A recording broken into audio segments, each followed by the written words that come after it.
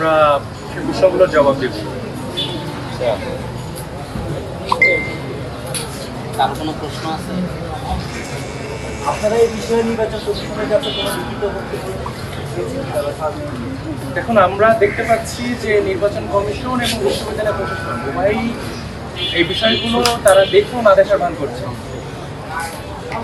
ফলশ্রুতিতে আমরা তাদেরকে না জানিয়ে আমরা সিদ্ধান্ত নিয়েছি যে সাংবাদিক আমাদের যারা সহযোদ্ধা আছেন তাদের মাধ্যমে দেশবাসীর কাছে এই বিষয়গুলোকে উপস্থাপন করার জন্য, যাতে পরবর্তীতে এই বিশ্ববিদ্যালয় প্রশাসন এবং যারা নির্বাচন কমিশনের সাথে কাজ করছেন তারা যেন আমাদেরকে বলতে না পারেন যে তারা সুষ্ঠুভাবে কাজ করেছেন এবং আমরা এই জিনিসগুলো তাদেরকে ওয়াকিবহাল করিনি। আচ্ছা, আমি আরেকটু বলতে চাই, সেটা হচ্ছে যে প্রতি বেলায় বেলায় তো কিন্তু লিখিত অভিযোগ দেওয়া সম্ভব না। আপনারা জানেন কিনা জানি না, একটা হলের নাম আমি মেনশন করছি না, ওই হলে একজন কেন্দ্রীয় ভিপি পদপ্রার্থী এবং হচ্ছে হলের জিএস পদপ্রার্থী কিছু স্টুডেন্টদেরকে নিয়ে হলে খাওয়াচ্ছিল।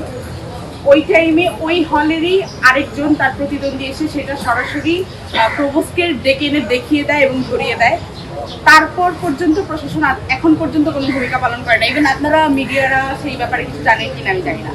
তাছাড়া গতকালকে বা পরশুদিন সম্ভবত শহীদুল্লাহ হলের থেকে 170 জন শিক্ষার্থীকে নাজিরাবাজার নিয়ে গিয়ে খাওয়ানো হয়েছে, যেটা নিয়ে হচ্ছে আপনার নিউজ পর্যন্ত হয়েছে। কিন্তু এখন পর্যন্ত আজকে 2 দিন পরে আমার প্রশাসন এখন পর্যন্ত কোনো ধরনের স্টেপ সেখানে নিতে পারে নাই। সুতরাং এখানে পরিষ্কারভাবে দেখা যাচ্ছে যে প্রশাসনের নাকের ডগার উপর বসে বসে এইসব কাজ চলতেছে অ্যান্ড প্রশাসনের নীরব সম্মতির ভিত্তিতে এই কাজগুলো হইতেছে। তো এখানে আমাদের আসলে তাদের প্রতি একটাই আহ্বান থাকবে যে তারা খুব শীঘ্রই যেন সক্রিয় হয় এবং এগুলার বিরুদ্ধে পদক্ষেপ নেয়। না হয় আমরা অবশ্যই একটা ভালো অথবা একটা সুষ্ঠু ডাকসু অবশ্যই পাবো না বলেই আমরা মনোকামনা করছি। এখন বাকিটা বুঝতে পারছি। প্রশাসন পদক্ষেপ নিচ্ছে না কেন, কি মনে হচ্ছে, কেন নিচ্ছে না? এখন নির্দিষ্ট একটা দিকে যদি ঝোঁক থাকে বা ভয় চাপ বিভিন্ন দিক থেকে আমাদের মনে হচ্ছে যে প্রশাসন তাদেরকে সাহায্য করে আসতেছে এবং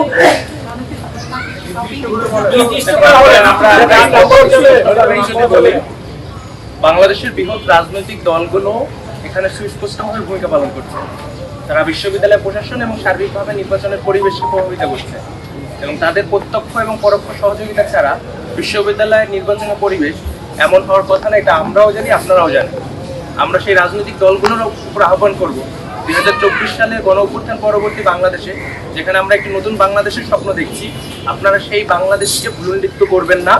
এবং যে স্বপ্ন নিয়ে আমরা 2024 সালে গণ অভ্যুত্থান সংগঠিত করেছিলাম, যে স্বপ্ন নিয়ে শত শত শহীদ রক্ত দিয়েছে, যে স্বপ্নের উপর ভিত্তি করে আমরা একটি নতুন বাংলাদেশ কল্পনা করছি, সেই বাংলাদেশকে আপনারা ধ্বংস করবেন না।